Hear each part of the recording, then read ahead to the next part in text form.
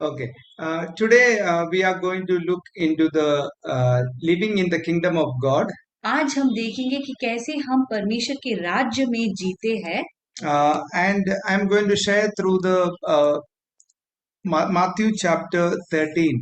और आज मैं प्रचार करूंगा मती का 13वां अध्याय से। Okay, so we are actually looking into the whole chapter, हम वो पूरा अध्याय देखेंगे, but I am not going to read it now. लेकिन आज हम अभी इस समय नहीं पढ़ेंगे, But during the word, we will be going through different scriptures. तो उस अध्याय को हम पूरा नहीं पढ़ेंगे इस समय, लेकिन उस अध्याय से कुछ वचन को आज हम देखेंगे। And it is the whole chapter is about the 7 parables of Jesus, or 7 stories Jesus tells about the kingdom of God. और वो पूरा अध्याय को अगर आप देखते हो तो उसमें आपको ऐसे 7 कहानी मिलेगी, और यीशु मसीह ये 7 कहानी इसलिए बताता है ताकि वो हमें परमेश्वर के राज्य के बारे में कुछ बताए। And in the beginning, I want to tell you that there are 2 kingdoms Bible talks तो about. शुरुआत में मैं आपको बताना चाहता हूँ कि शास्त्र हमें बताती है कि हम 2 राज्य है। That is, one is the kingdom of God, which is also called kingdom of heaven. एक है परमेश्वर का राज्य जो स्वर्ग का राज्य भी कहलाया जाता है। And if you want to write down, you can write down. अगर आपको लिखना है तो लिखिए। Okay. And the kingdom of evil, or it can be also, the people say, kingdom of this world. और फिर है शैतान का राज्य, कुछ लोग कहते हैं कि संसार का राज्य। And but after the end time, when Jesus comes back, the kingdom of evil will not be there. Only the kingdom of God will be there. The kingdom of the world become the kingdom of God. और अंत के दिनों में जब हम देखेंगे कि यीशु मसीह वापस आएंगे, तो हम ये भी देखेंगे साथ में कि ये जो शैतान का राज्य है या इस पृथ्वी का राज्य है, वो नहीं रहेगी, सिर्फ परमेश्वर का राज्य ही बना रहेगा। And Jesus spoke much things about the kingdom of God. यीशु मसीह ने हमें बहुत सारी बातें बताई है परमेश्वर के राज्य के बारे में। And if you read Matthew chapter 13 verse 7, अगर आप मेरे साथ आएंगे मत्ती का 13वां अध्याय और 7वें वचन में, okay, just read that. हम जल्दी से देखें। It says, I'm sorry. Okay, 52. Sorry, 52. क्षमा कीजिए, मत्ती का 13वां अध्याय और 52 वाला वचन। 52. Yeah. It says, he said to them, therefore every teacher of the law who has been instructed about the kingdom of heaven is like the owner of a house who brings out the storeroom new treasures as well as old. उन्होंने उनसे कहा, हम देख रहे मत्ती का 13वां अध्याय और 52 वाला वचन। उन्होंने उनसे कहा, हाँ, उसने उनसे कहा, इसलिए हर एक शास्त्री जो स्वर्ग के राज्य का चेला बना है उस गृहस्थ के समान है जो अपने भंडार से नई और पुरानी वस्तुएं निकालता है। It talks about a person who instruct about the kingdom of God. He's like a storehouse, the owner of his house who brings good things from the storeroom. यहाँ पे लिखा है हर एक जो शास्त्र या हम कह सकते हैं स्वर्ग के राज्य का शास्त्री है, वो उस गृहस्थ के समान है जो अपने भंडार से नई और पुरानी वस्तुएं निकालता है। So when you study about the kingdom of God, you will get old and new things. तो जब आप स्वर्ग के राज्य या परमेश्वर के राज्य के बारे में आप पढ़ाई करोगे तो आपको पुरानी बातें भी मिलेगी और साथ में नई बातें भी मिलेगी। And as I was reading, I felt that there's a great responsibility in me to give you new and old things from this parables. और जब मैं इस अध्याय का पढ़ाई और इस वचन का पढ़ाई कर रहा था, तो मुझे लगा कि मेरे ऊपर ये जिम्मेदारी है कि मैं भी आपके लिए कुछ पुरानी और कुछ नई बातें ले आओ परमेश्वर के राज्य के बारे में। Okay, and kingdom of God we learn many times, but God want to tell us, look into it again and again, so that there will be more revelation new things will come as we look into तो it. बहुत बार हम सोचते कि हाँ मैं तो जानता हूँ परमेश्वर के राज्य के बारे में, लेकिन परमेश्वर ये आज हम सबसे कहना चाहते कि हम फिर से गहराई से देखें इस विषय को, ताकि हम नई बातें सीख पाए इससे। Okay, and the first parable Jesus tells here, तो सबसे पहले कहानी को हम देखेंगे जो यीशु मसीह ने हमें बताई है। today we are going to read a lot of verses only from this chapter. आज Okay, हम इसी अध्याय से बहुत सारे वचन देखेंगे okay. I am not going to share any other verse today. और कोई दूसरा अध्याय या दूसरा वचन नहीं देखेंगे। Okay, so let's read Matthew chapter 13 verse 3 to 8. तो पहले हम देखेंगे मत्ती का 13वां अध्याय 3 वचन से 8वें वचन। This is the first parable. It says the parable of the sower. और ये पहली कहानी है और वो है बीज बोने वाले की कहानी। So many times Jesus tells us through stories and parables so that we can understand. तो बहुत बार हम देखते हैं शास्त्र में कि यीशु मसीह हमें अलग अलग कहानी बताते हैं ताकि हमारी समझ आए। Because many things of the things of God are beyond our understanding. क्योंकि बहुत बार परमेश्वर की जो बातें हैं, जो चीज है, हमारी सोच से, हमारी समझ से परे है। So from the things of this world, he tried to explain to us. तो हमारे आम जीवन की कहानी को लेके वो हमें कुछ सिखाना चाहते हैं। So let's read 3 to 8. It says, then he told them many things in parables, saying, a farmer went out to sow his seed, and as he was scattering the seed, some fell on the path, the birds came and ate it up. Some fell on rocky places where it did not have much soil. It sprang up quickly because the soil was shallow. But when the sun came up, the plants were scorched and they withered because they had no root. Other seed fell among the thorns which grew up and choked the plants. Still the other seed fell on good soil where it produced a crop 100, 60 or 30 times what was sown. Yeah. मत्ती का 13वां अध्याय 3 वचन। और उसने उनसे दृष्टांतों में बहुत सी बातें कही कि देखो, एक बोने वाला बीज बोने निकला। बोते समय कुछ बीज मार्ग के किनारे गिरे और पक्षियों ने आकर उन्हें चुग लिया। कुछ पथरीली भूमि पर गिरे जहां उन्हें बहुत मिट्टी न मिली और गहरी मिट्टी न मिलने के कारण वे जल्द उग गया। पर सूरज निकलने पर वे जल गए और जड़ न पड़ने से सूख गए। कुछ झाड़ियों में गिरे और झाड़ियों ने बढ़कर उन्हें दबा डाली। पर कुछ अच्छी भूमि पर गिरे और फल लाए, कुछ कोई 100 गुना, कोई 60 गुना और कोई 30 गुना। Okay, so through this parable, Jesus is actually telling we need to obey his teachings or his word. तो इस कहानी से परमेश्वर हमें ये सिखाना चाहते हैं कि हमें उनके आज्ञाओं का पालन करना है। जो वो सिखाते हैं हमें, वो हमारे जीवन में लागू करना बहुत जरूरी है। Here it says the sower goes to sow the seed. यहाँ पे बीज बोने वाले के बारे में हमें बताया गया है कि वो कैसे बीज बोता है। And the seed represents the message of Jesus. और जो बीज है वो परमेश्वर का वचन को दर्शाता है। And the floor it is falling, the ground, it is our heart. और जो भूमि है जहाँ पे ये बीज गिरता है वो हमारा हृदय को दर्शाता है। So there are 4 kind of heart, it tells here. तो यहाँ पे हम देखते कि 4 प्रकार के हृदय हो सकते हैं। So you have to see which type of heart you are. तो आपको ये देखना है कि आपका हृदय कैसा है and how you should respond to it. और आपको प्रतिक्रिया कैसी करनी है। In the first it says the seed fell on the roadside. तो सबसे पहला वो हमें बताते हैं कि कुछ बीज मार्ग के किनारे गिरे। What happened? The birds came and ate it. क्या हुआ? वहां पे पक्षी आए और चुग लिए। Okay, and it says there that it is about people whose heart they don't understand anything about the word of God. और वो ऐसे लोगों के बारे में हमें बताते हैं जिन्हें कुछ समझ में ही नहीं आता है परमेश्वर के वचनों के बारे में। Because devil comes and robs it. क्योंकि शैतान आके चोरी करता है। That is like sitting in a meeting like this. You are hearing the word, you don't understand anything.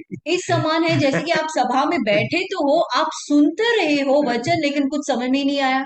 One of the reason it is because because you are not part of the kingdom of God. और कारण ये हो सकता है कि आप परमेश्वर के राज्य का भाग ही नहीं हो। But if you are in the part of the kingdom of God, you will be able to understand what the Jesus is saying. अगर आप परमेश्वर के राज्य के भाग हो तो आप समझ पाओगे कि यीशु मसीह क्या कहना चाहते हैं। You know, kingdom means there is a king there, राज्य का मतलब क्या होता है कि एक राजा है and Jesus is the king. और यीशु मसीह राजा है And we have to understand what he is saying, and we have to obey it. और हमें समझना है कि यीशु मसीह हमसे क्या कहना चाहते That हैं will happen. और फिर उनकी आज्ञाओं का पालन करना है। That will happen only when you have a relationship with और God. वो तब होगा जब आपका एक रिश्ता होता है परमेश्वर के साथ। And when you come into the kingdom of God, और जब आप परमेश्वर के राज्य का भाग बन जाते हो, if you are outside the kingdom of God, अगर आप परमेश्वर के राज्य के बाहर हो,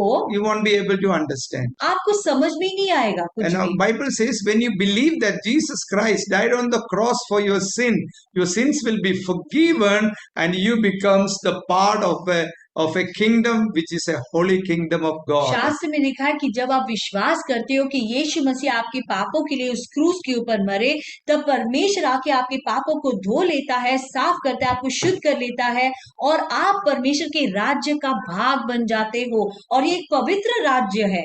And that is why that heart is become new ground. उसके बाद वो जो हृदय है वो एक नया भूमि बन जाता है। Otherwise, it is like a road. नहीं तो वो एक रास्ते या राह के जैसे है। Anybody can go on the road. कोई भी चलता है उस मार्ग पे। It is like in some people's life, anybody can say anything, anybody can do anything, Satan can come and do anything. कभी कभी हम देखते हैं लोगों के जीवन को कि कोई भी आके उन्हें कुछ भी बोल देता है, वो सुन लेते हैं, कुछ भी कह लेते हैं, कुछ भी करते हैं, शैतान आके चोरी करता है, आता है, जाता है, कुछ भी होता है उनके जीवन में। Okay, so if you are not in the kingdom of God today, believe in Jesus and become part of the kingdom of तो God. अगर आप परमेश्वर के राज्य के भाग नहीं हो तो आज यीशु मसीह पर विश्वास करके परमेश्वर के राज्य का भाग बन जाइए। And then second ground is a rocky place, it says. दूसरा भूमि जो है पथरीली भूमि है And it says that the seed grew a bit, then it died. और वहां पे लिखा है कि वहां पे वो जो पौधा था वो कुछ समय तक उग गया लेकिन फिर मर गया। So it is like we hear the word of God, तो वो इस समान है कि हम परमेश्वर के वचन को सुनते तो है but we don't stick to the word of God. लेकिन बने नहीं रहते हैं हम परमेश्वर के वचन के साथ। And the Bible says here, and the explanation is there in from 18 onwards. It says there, it is because of the troubles and persecution we face because of our faith, we become that seed dies. और वो इस कारण है कि हमारे जीवन में बहुत बार ऐसे मुश्किल परिस्थिति आ जाता है और उस कारण हम वो बीज जो है वो वहां पे मर जाता है। It's important, my dear friends, when you hear the word of God, don't allow troubles and persecution to affect that word. Keep on obeying the word of तो God. बहुत जरूरी है मेरे प्रिय भाइयों कि जब हम परमेश्वर के वचन को सुनते हो उसे पकड़े रहो, थामे रखो। ऐसा ना हो कि आपके जीवन में क्लेश या उपद्रव या ऐसे कोई परेशानी आ जाता है और उस वचन को छीन ले जाए। Okay, the third place is among the thorns. फिर हम देखते हैं तीसरी भूमि जो है वो कुछ झाड़ियों में गिर गए। And this seed grows a bit, but the thorns push it and kills it.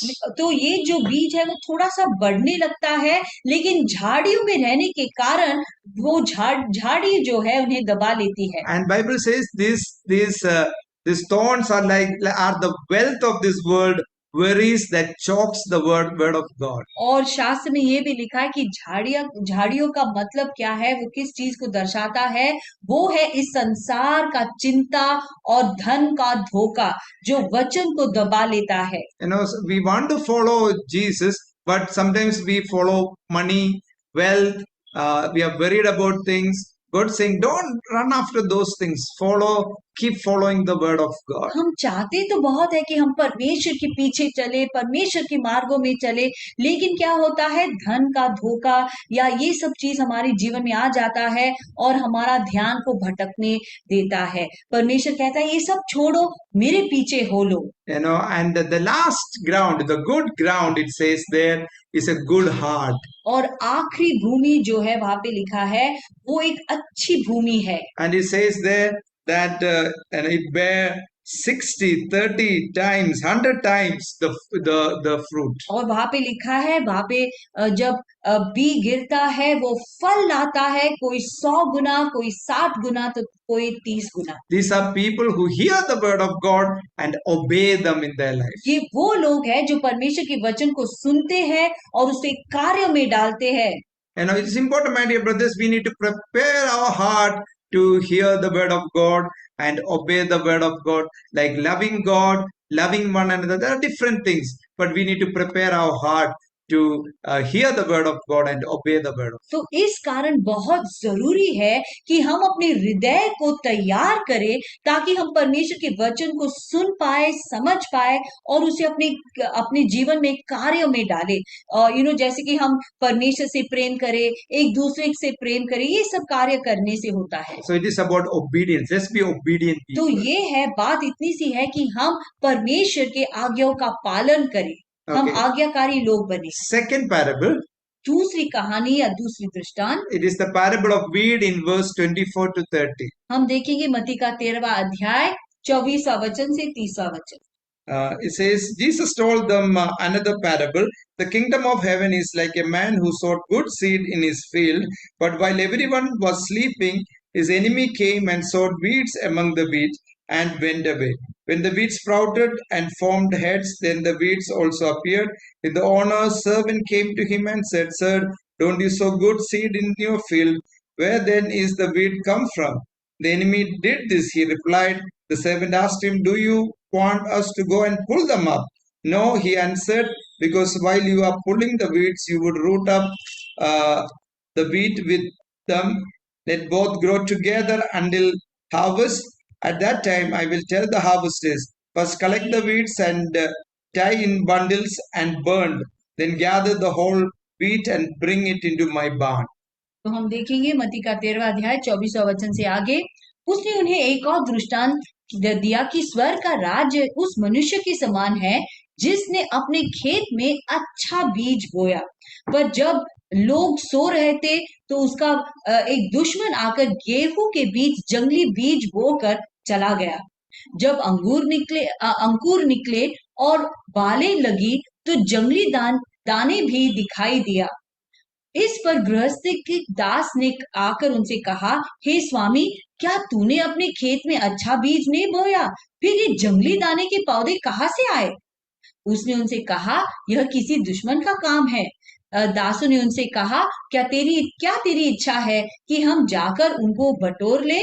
उसने कहा, ऐसा नहीं न हो कि जंगली दानों के पौधे बटोरते बटोरते उनके साथ गेहूं भी उखाड़ लो। कटनी तक दिनों को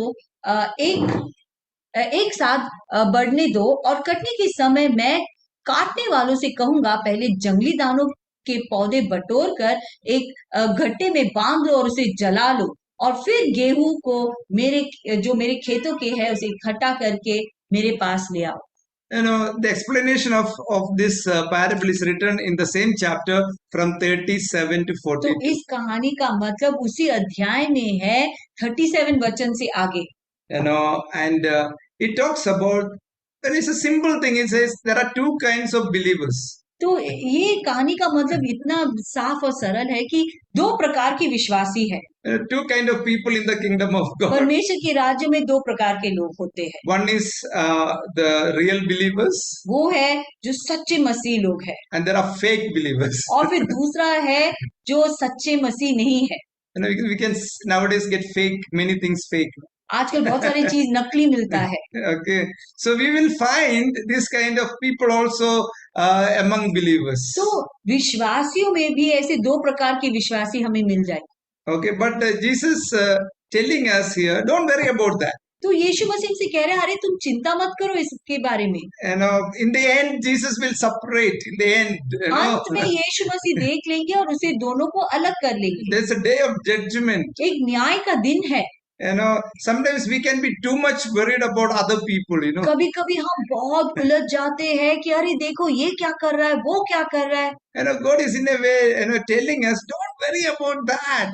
यहाँ पे परमेश्वर हमसे कह रहा है, अरे तुम चिंता मत करो, Don't worry about what others are doing. दूसरे क्या कर रहे हैं उसके पीछे मत लगो, Keep your life in order. तुम अपने जीवन को देखो, उसे अच्छे मार्ग में आगे बढ़ाओ। In the end, God will separate everything. अंत में परमेश्वर दोनों को अलग कर लेंगे। Okay, so Jesus is telling this about the end time and how he will separate the original and the fake. तो ये अंत के दिनों के बारे में है कि यीशु मसीह हमसे कह रहे हैं कि अंत के दिनों में वो कैसे जो असली और नकली में भेद करके दोनों को अलग And करेंगे। also for us not to worry about other people and going after other people. It is about we living our life godly. और ये हमारे बारे में भी है और हमारे लिए भी है कि हम दूसरों के बारे में दूसरे के पीछे मत करो, लगो कि अरे ये क्या कर रहा है, तुम क्या कर रहे हो, वो क्या कर रहा है। हमें अपना जीवन देखना है कि क्या मैं एक धर्मी जीवन जी रहा हूँ, एक अच्छा जीवन जी रहा हूँ या मसीह जीवन जी रहा हूँ या नहीं। Okay. The next parable is the parable of the mustard seed, verse 31 to 32.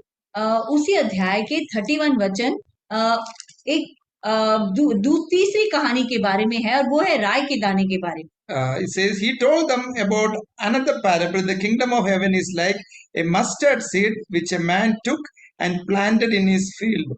Though it is the smallest of all the seed, yet when it grows, it is the largest garden plant and becomes a tree, so that birds of the air come and perch its branches. मत्ती का 13वां अध्याय 31 और 32 वचन, उसने उन्हें एक और दृष्टांत दिया कि स्वर्ग का राज्य राय के एक दाने के समान है, जिसे किसी मनुष्य ने लेकर अपने खेत में बो दिया।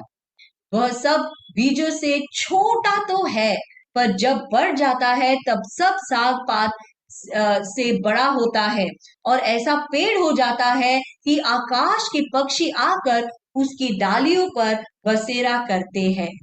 Okay, so it is talking about the church. और ये कलीसिया के बारे में है। This kingdom of God is the church. ये परमेश्वर का राज्य जो है वो तो कलीसिया है। What is church? The people of God. अब कलीसिया क्या है? परमेश्वर के लोग। And who is the king in this kingdom? Jesus. Jesus is the head of the church. इस राज्य का राजा कौन है? यीशु मसीह। यीशु मसीह कलीसिया का सिर है। Okay, so church will grow from small like a mustard seed. Small. तो कलीसिया भी छोटे से बड़ा हो जाता है, जैसे वो राई के दाने के जैसे। And more people will be added, saved. तो और लोग जुड़ जाएंगे और लोग उद्धार पाएंगे। Like your house churches. जैसे आपका घर सभा। But what we exist for? लेकिन हम यहाँ पे क्यों है? It says the birds comes and rest in this tree. अगर आप देखेंगे तो लिखा है कि आकाश के पक्षी उसकी डालियों पर बसेरा करते हैं। So we as church, as people of the church, we should be a place of comfort for other people. तो हम जो परमेश्वर के लोग हैं, जो कलीसिया के लोग हैं, दूसरों के लिए एक सांत्वना का स्थान होना है, एक आशीष का स्थान होना है। So why we exist? The kingdom of God exists. This plant, which become the biggest plant in the garden, exists for the birds and others to be they will get shade and be comforted. Similarly, people should be able to come to us and we should be able to comfort them. तो हम यहाँ पे क्यों है? कलीसिया का क्या मकसद है? यही तो है।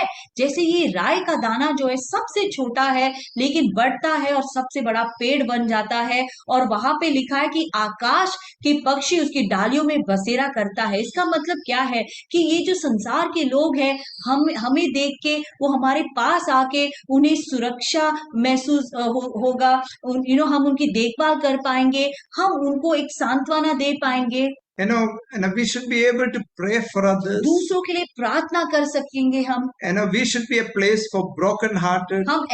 हमें एक ऐसे लोग बनना है कि जो टूटे हुए हृदय है वो हमारे पास आए और उन्हें शांति मिले। I know many of us in the church doing good work, serving other people who are broken hearted.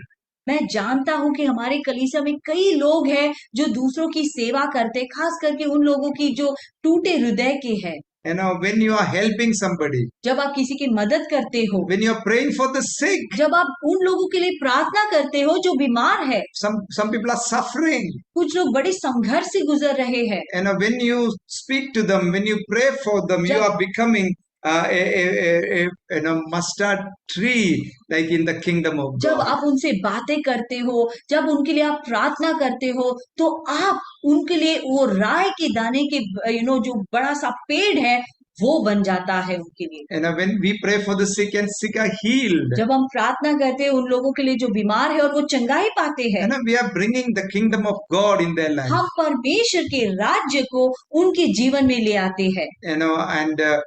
And we exist for the people who are suffering. हम उनके लिए है जो लोग संघर्ष में है, जो टूटे हृदय है, हम उनके लिए ही तो है। And I want to now say well done for everyone who are serving and others in our church. मैं सभी को शाबाश कहना चाहता हूँ, खास करके उन लोगों को जो दूसरों की सेवा करते हैं। Well done. शाबाश। You pray for others. Well आप done. दूसरों के लिए प्रार्थना करते हो, शाबाश। You help others. Well done. आप दूसरों की मदद करते हो, शाबाश। We are living in the kingdom of God. हम परमेश्वर के राज्य में जी रहे हैं। Okay, next parable Jesus says is the parable of the treasure, verse 44. फिर हम देखेंगे दूसरी कहानी 44 वचन में, The kingdom of heaven is like the treasure hidden in a field. When a man found it, he hid it again, and then in his joy he went and sold all he had, brought that field. और अगर आप देखेंगे मत्ती का 13वां अध्याय 44 वचन, स्वर्ग का राज्य खेत में छिपे हुए धन के समान है, जिसे किसी मनुष्य ने पाकर छिपा दिया और मारे आनंद से जाकर अपना सब कुछ बेचकर उस खेत को मोल लिया। It talks about we should follow Jesus wholeheartedly. ये इसके बारे में है कि हम पूरे दिल से, पूरे तन मन से परमेश्वर यीशु के पीछे चलना है हमें। This man got this, he became part of this kingdom of God. ये मनुष्य जो है परमेश्वर का राज्य का भाग बन गया, and he found it actually. और उसे मिल गया वो। What he does, he sells everything he had and he buys that particular land. और क्या करता है वो, जब उन्हें वो छिपा हुआ धन मिल जाता है, वो सब कुछ बेच के उस जमीन को मोल लेता है या उस खेत को खरीद लेता है। So in the kingdom of God, it is not about 50-50. अब देखिए स्वर्ग का राज्य जो है 50-50 में नहीं चलता है। मैं 50 मेरा उधर डालूंगा, मेरा 50 दिल इधर दुनिया में है, 50-50 नहीं है, 50-50 बिस्किट नहीं है। So its kingdom of God is about we are wholeheartedly following Jesus. We found Jesus who is precious and we are following in the kingdom of God. तो परमेश्वर का राज्य में ऐसा है कि हम पूरे दिल से, पूरे तन मन से परमेश्वर यीशु के पीछे हो लेते हैं। हमें वो धन मिला है, बहुमूल्य धन मिला है जो यीशु मसीह है, और अब हम सिर्फ और सिर्फ उन्हीं के पीछे चल रहे हैं। And the sixth parable, next parable, छठी कहानी is the parable of the pearl. और फिर है मोती के बारे में, verse 45-46. 45 और 46 वचन। Again, the kingdom of God is like a merchant looking for fine pearls. When he found one great value, he went away and sold everything he had and bought it. मत्ती का 13वां अध्याय 45-46 वचन हम देखेंगे। फिर स्वर्ग का राज्य एक व्यापारी के समान है जो अच्छे मोतियों की खोज में था। जब उसे एक बहुमूल्य मोती मिल गया तो उसने जाकर अपना सब कुछ बेच डाला और उसे मोल ले लिया। Again it's talking about how much we must value the kingdom of God. और यहाँ पे हमें बताया गया है कि कितना हमें परमेश्वर के राज्य को मोल देना है। Sometimes we are we giving our value, giving our time, our money, our energy into the kingdom of God. हम प्रश्न यह है कि क्या हम अपना जीवन, अपना समय, अपना पैसा डाल रहे परमेश्वर के राज्य में? Are we valuing it? क्या उसका कोई मोल है? And it is a wise man who will do this. और लिखा है एक बुद्धिमान व्यक्ति ही है जो ऐसा करेगा। sometimes we can run after other things, कभी कभी हम दूसरी चीजों के पीछे भागते but रहते I हैं, want to tell you, as per this, he is a foolish person, और जो ऐसा करता है वो एक मूर्ख व्यक्ति है, but is a person values the kingdom of God as a pearl. He will leave everything and he give his time, energy into the things of God. मैं आपसे कहता हूँ बुद्धिमान व्यक्ति वही है जो परमेश्वर के राज्य को पाकर इतना आनंद हो जाता है कि वो अपना सब कुछ तन मन जीवन उसी में लगा देता है, क्योंकि वो जानता है कि परमेश्वर का राज्य उस बहुमूल्य मोती के समान है। I know. Again, I want to tell you, many of us give your time and energy and things into the things of God. फिर से मैं कहना चाहता हूँ, मैं जानता हूँ हम में से बहुत सारे लोग ऐसे करते हैं, अपना समय अपना पूरा ताकत लगा लेते हैं परमेश्वर के राज्य के कार्य के लिए। Okay, and the last one is the parable of the net. आखिरी कहानी है उस जाल के बारे में, And it's in verse 47 to 50. और ये आपको मिल जाएगा 47 वचन से 50वां वचन। Once again, the kingdom of heaven is like a net that was let down into the lake and caught all kinds of fish. When it was full, the fishermen pulled it up to the shore. Then they sat down and collected the good fish in the basket, but threw the bad away. This is how it will be at the end of the age. Angels will come and separate the wicked from the righteous and throw them into the fiery furnace where there will be weeping and gnashing of teeth. मत्ती का 13वां अध्याय 47 वचन से आगे हम देखेंगे, फिर स्वर्ग का राज्य उस बड़े जाल के समान है जो समुद्र में डाला गया और हर प्रकार की मछलियों को समेट लिया, और जब भर गया तो उसको किनारे पर खींच लाए और बैठकर अच्छी अच्छी तो बर्तनों में इकट्ठा किया गया और निकम्मी को फेंक दिया गया। जगत के अंत में ऐसा ही होगा, स्वर्गदूत आकर दुष्टों को धर्मियों से अलग करेंगे और उन्हें आग के कुंड में डालेंगे, वहां रोना और दांत पीसना होगा। Okay, so again it's about what is going to come in the end. तो ये अंत के दिनों के बारे में ही है। The day will come. ऐसा वो दिन आएगा, well, everybody will be judged. जब सबका न्याय होगा। And also it is about, it says about the net being thrown. If and the people are being caught in the net. और ये उस बड़े जाल के बारे में भी है, और बहुत सारे लोग उसमें इकट्ठा हो रहे हैं। The fish represents people. मछली जो है लोगों को दर्शाती है। It is the net represents the gospel. और जाल जो है सुसमाचार को दर्शाता है। It is important, my dear brothers, that we need to share the good news of Jesus to others. बहुत जरूरी है मेरे भाइयों कि हम दूसरों को सुसमाचार दें। And because there is a judgment day coming. क्योंकि एक न्याय का दिन आने वाला है। The angels of God is going to separate the wicked and the good. और ऐसा एक दिन आएगा जहाँ पे परमेश्वर का स्वर्गदूत आकर दुष्टों को धर्मियों से अलग करेंगे। All are not going to heaven. सब लोग स्वर्ग नहीं जाने वाले हैं। And it is important, my dear brothers, we need to share this good news to our brothers, our relatives, our friends, to share the good news of Jesus. They may be saved and be part of the kingdom of God. और बहुत जरूरी है मेरे भाइयों बहनों कि हम ये सुसमाचार दूसरों तक पहुंचाए, हमारे रिश्तेदारों को, हमारे जान पहचान वालों को, ताकि वो बच जाए, उद्धार पाए और परमेश्वर का राज्य का भाग बन जाए। I think I missed one. Did I share about the parable of East? No. Okay, there is one more. Is the parable of East in verse 33. एक और कहानी है जो छूट गया है, वो है खमीर के बारे में, और ये आपको मिल जाएगा मत्ती का 13वां अध्याय 33वां वचन। And he says that he told them this another parable. The kingdom of heaven is like an yeast that a woman took and mixed into a large amount of flour until it worked all through the dough. उसने एक और दृष्टांत उन्हें सुनाया कि स्वर्ग का राज्य खमीर के समान है, जिसको किसी स्त्री ने लेकर 3 पसेरी आटे में मिला दिया, और होते होते वह सब खमीर हो गया। It says the kingdom of God is like an yeast.